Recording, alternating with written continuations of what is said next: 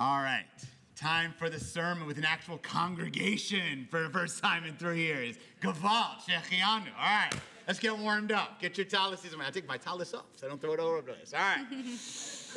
So I want to talk to you guys. Now we're not done with COVID, I understand, but we're somewhere in some new range of COVID, okay? So if there's one thing we understand from COVID, is the importance, the value, and Susan said it beautifully, of connection, of relationship, of friendship ideally, if you can feel comfortable doing it, in person, and what it can feel like to be isolated, and what it can feel like to be alone, what loneliness feels like. And that's what I want to talk about this Rosh Hashanah. Don't worry, it's not only depressing. I have some good stuff too, okay? But I do want to talk about loneliness. How loneliness can easily come subjectively into one's heart and soul. And how a community and relationships and friendships and connection can be built up or can be broken down, sadly, all too easily. Dr. Vivek Murthy, who's a former Surgeon General, some of you might know him, is a wonderful teacher and writer, served under President Obama, wrote a whole book, bestseller book, about loneliness. And in his book, he claimed that nearly 25% of Americans claim at one time or another in the past year, they have felt periods of loneliness. And he says that that's a low number because, and I think you'll understand why, because most Americans, when they're asked, are you lonely? Because there's a social stigma that if I say I feel lonely, it could mean somehow that I think I'm not likable or something's wrong with me. There's a stigma. So he thinks it's actually closer to 35, 45, maybe 50% of Americans who actually feel some sense of loneliness. So I want to come back to that in a second, but I want to describe this connection, friendship, community, and its breakdown through two stories. One I hope is a little bit amusing, just to kind of have a little fun. Hopefully if I tell it right, okay? And one's perhaps a little heavier, all right? So here's the first one. I'm glad my father and my uncle are here because I'm going to share this story direct from, I heard this is like the Shalshel Kabbalah of tradition, all right? I want to tell you the story of when the Jewish community almost lost my father and he became the first Brooklyn yeshiva, we'll call it Hebrew school dropout, okay? Hebrew school dropout. What's his story? So I won't do the whole thing because time's getting late and lunch is starting to happen. Bottom line, my dad and my uncle went to a place called Yeshiva Rhinus in Brooklyn. It's on Parkway, and it was a school. And this is old school. This is not the 1, 2, 3 times a week. This is 5 days a week, every single day. You left the PS whatever, 222, 21, you went down a couple blocks, whatever, and you came to, and it was old school teachers. Okay, it's not just teachers that we have at Beth Meyer, under more Kathy, more Amy, or lovey-dovey, great to see you. It's like, get your tuchus in here, and how quick can I give you a thing on the knuckles and stuff like this, okay? Old school. Already my dad was not exactly so happy about Yeshiva Rhinus. Okay, but when did they lose him? All right? Because he actually is like to sing, he had decent Hebrew, he's like a Yiddish guy. My grandparents, may rest in peace, were actually into Judaism. Doesn't matter, okay? What happened? Well, in between, this is as the story was told, okay? In between public school and then the yeshiva would start after school, they had a little break in a schoolyard, all right? And the schoolyard, this is Brooklyn, New York, this is not, Raleigh, North Carolina, okay? Your schoolyard was a school like the place where there's like asphalt and stuff like that.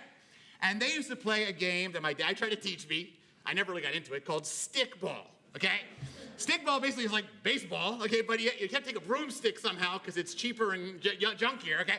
And you take this pink ball, all right? Not a regular baseball, but why? Because you could break some windows, and you've probably seen all the movies, the whole thing, all right? Now, the thing with a pink ball is it bounces a lot. It bounces pretty far.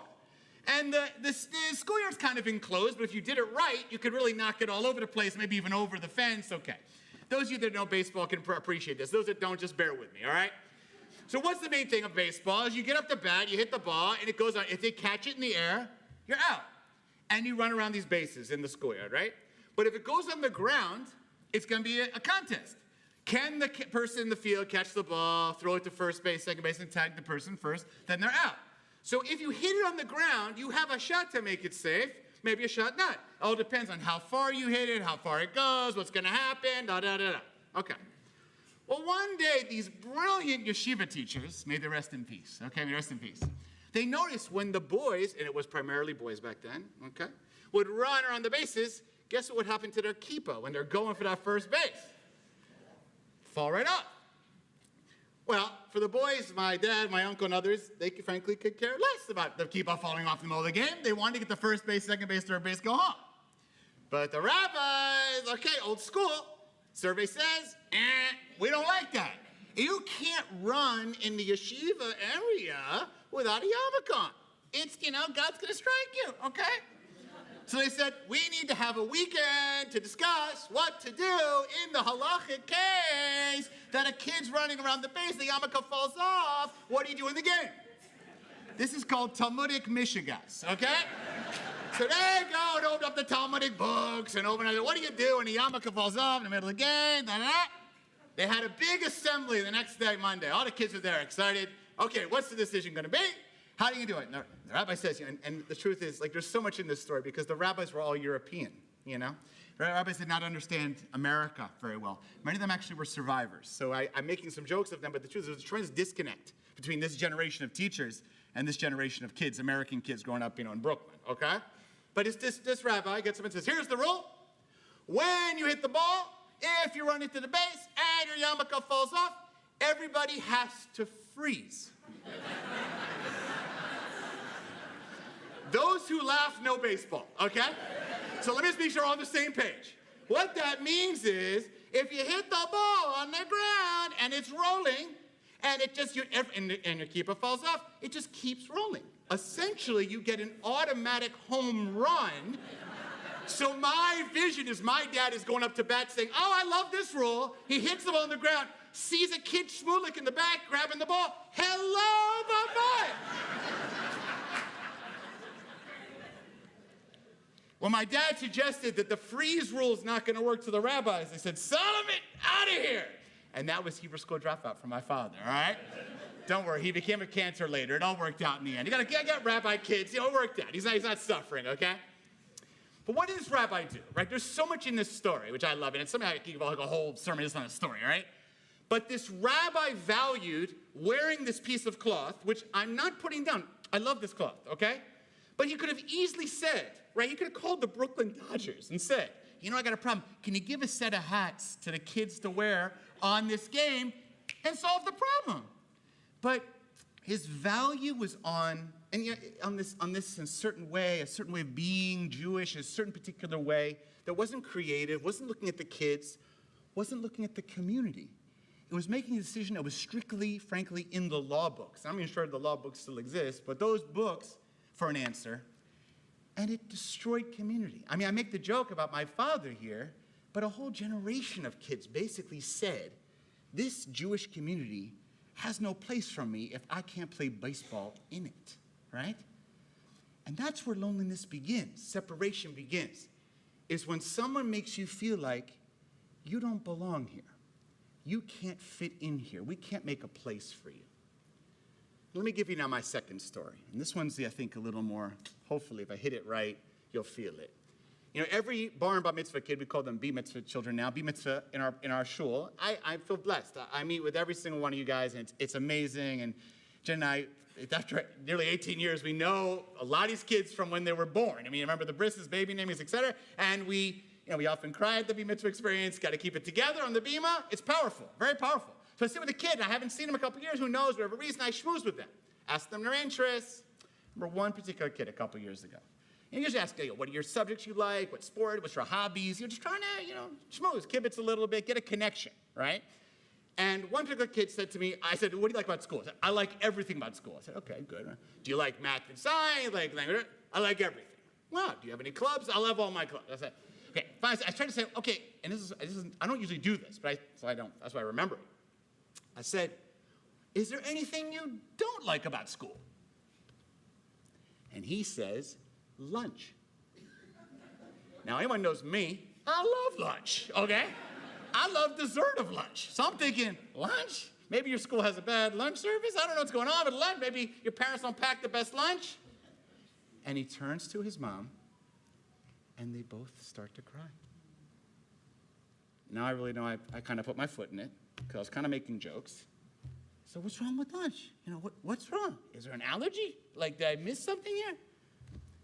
And the kid couldn't speak, so the mom said, Rabbi, when my son enters the lunchroom, he doesn't have anyone to sit with.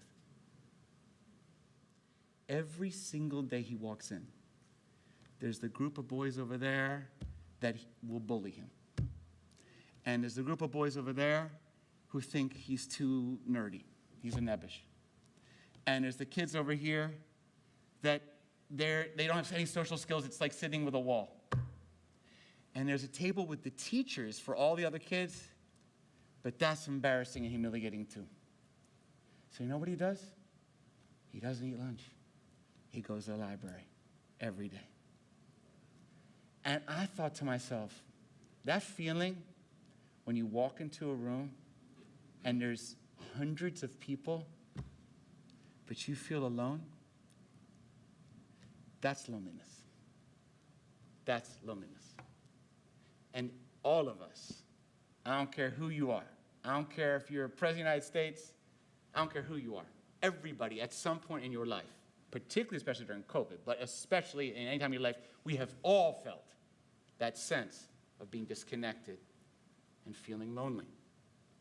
Vivek Murthy says, powerfully, there's a big difference, this is important with COVID language, right, between isolation and loneliness. Isolation is like a scientific term. Like how many people are physically around you is isolation. That's what isolation is. Because you could say, like, I didn't interact with any people physically because of COVID, for example, right? And people are virtual. That, I mean, in fact, they have to. When you have COVID, you have no choice but to isolate. Loneliness, you can be with millions of people and subjectively feel alone.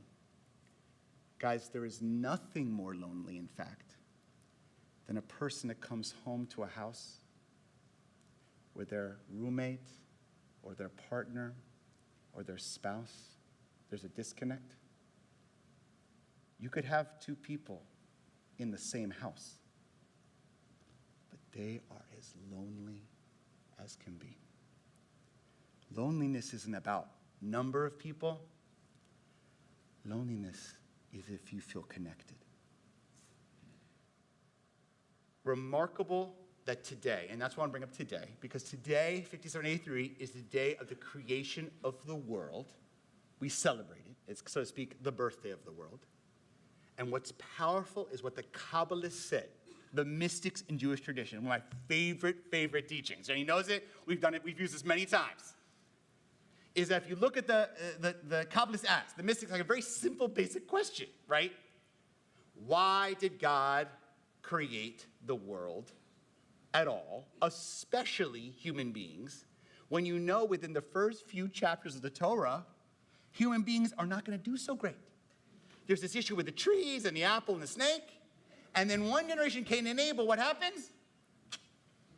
Okay, sleeping with the fishies. Cain and Abel don't treat her well. They're killing each other. So the question the Kabbalists ask, why did God even bother making anyone? Why even create the world? We could presume in the beginning, all there was God, and we could presume that God's probably, doing fine.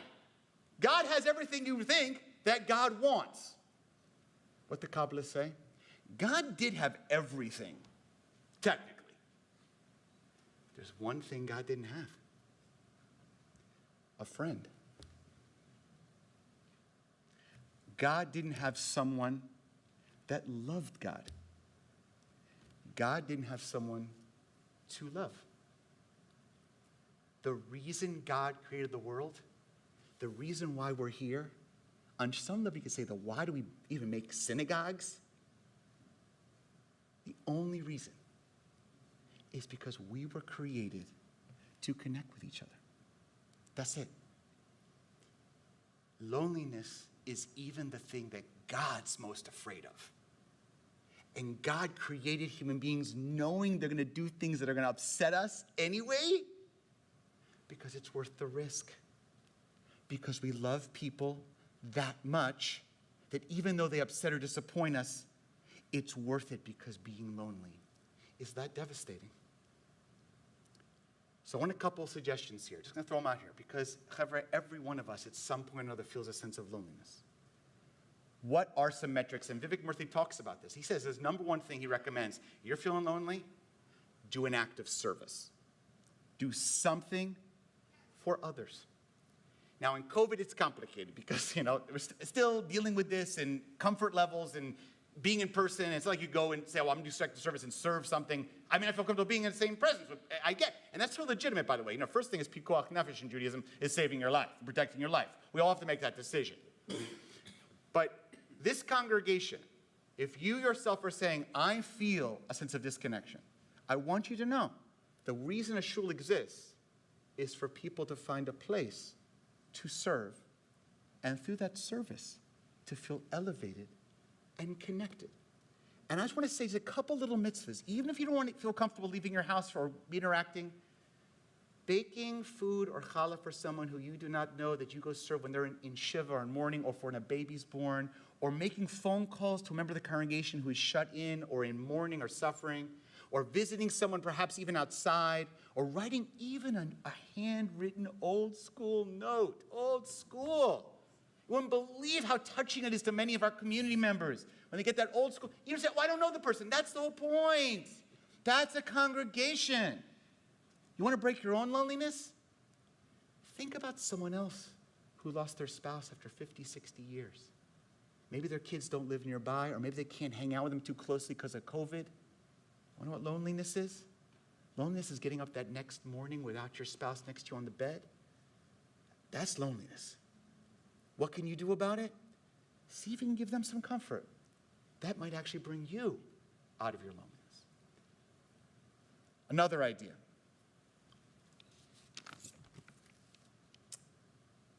Some people say to me, look, Rabbi, and this happened during COVID, I do feel kind of lonely. There's people in my life, family members, friends, that I just haven't been in touch with a while. Like, I just kind of dropped the ball, or they dropped the ball. And it just hasn't, it's like we had this old connection, and I'd love to redo it, but it feels like it's gone too long. I can't do it. I want to put a suggestion for you. It's a great line from Rosh Hashanah and Yom Kippur. By the way, me and Jenny use this, right? Not just with people. My rabbi said, call the person, email them, text them, say, I know we've been out of touch for X amount of time. I just want you to know that it's Rosh Hashanah Yom Kippur. Well, they're not Jewish. This is the time of year when we think about our relationships and people we miss. People want to connect with. I'm sorry, this is the time of year to reflect on that.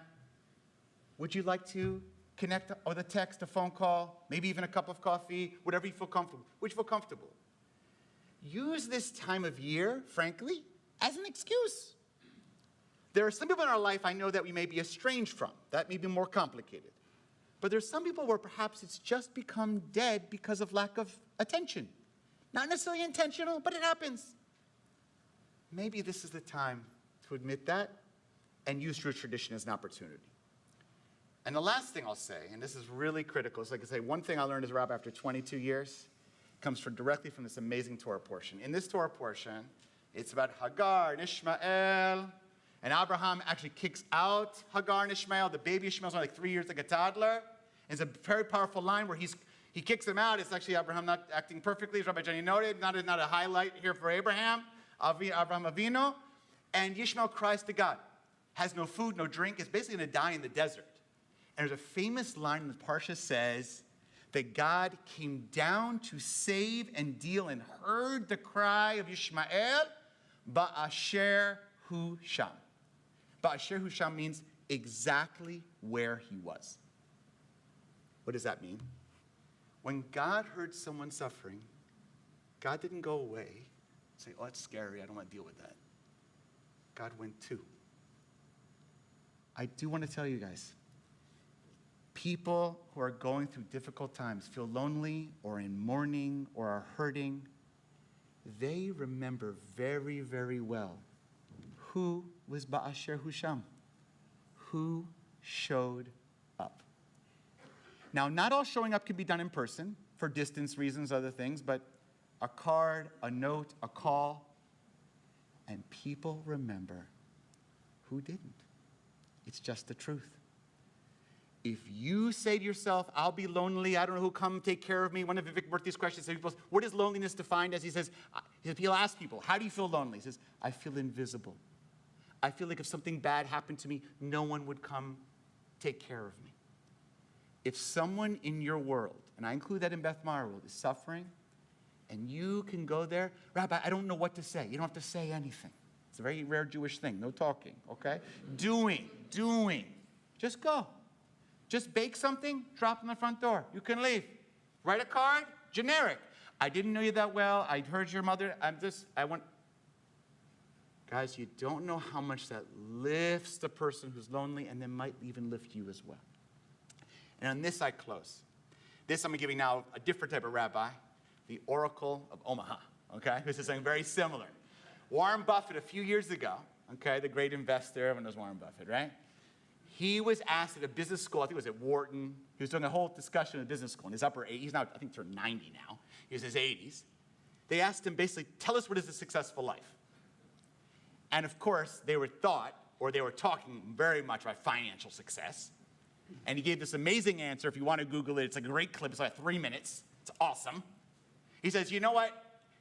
All you guys are smart. All you guys, I'm sure, are going to do well. You're all going to be financially successful. I understand, yes, I've done pretty well, but you're all going to eat food like I do. You're all going to sleep on a mattress like I do. He's like, he's very simple. He likes eating a Dairy Queen, if you know, like Warren Buffett. He's not exactly a highfalutin guy. He's like, all that stuff is really more or less the same. And he says, a lot of you guys here, you're at this school, you're all going to be successful. You're all going to make it well. I mean, and a lot of it, he said very powerfully, a lot of it's luck. It's health, Health is some in your control, some of it's completely out of your control. So that's what success is. What success is, he said, from Omaha, okay? One of my closest friends in Omaha, and if you know this, he actually has some connections with Jewish community members in Omaha, okay? It's actually a famous story about a guy named Rabbi Kripke, whose wife invested with Warren Buffett early on and now donated the biggest tower at Jewish Theological Seminary in New York based on Warren Buffett friendship. So he has connections. He said, what's success? He said, here's my definition. One of my closest friends is a Holocaust survivor, a woman. In the course of her life, when she meets, she has old friends, when she meets new people where she's trying to decide she's trying to evaluate how close of a friend this is. She says to herself, would this person hide me? If the answer is yes, that's a friend. If the answer is no, and he said, I'll tell you kids, I got friends of mine who are multi-billionaires whose own children wouldn't hide them. You cannot buy that. You cannot buy love. You cannot buy respect. He said, his friends, they try to buy their kids attention, but you can't even buy that. You want love, you want respect, you want attention, you don't want to feel lonely, then do for others. When you do for others, then you will build many, many people that'll be more than just willing to hide you. They'll be willing to hug you and love you in your loneliness moments. So what do I leave you with? Everybody in the world feels loneliness at some point or another, particularly during COVID. We all recognize it. Even God was so upset about being lonely. God created the whole world today. That's it. To get rid of loneliness. So if you are feeling lonely, like God, you're going to have to do something. You can't just sit back and say, well, I'll wait for it. You have to do something.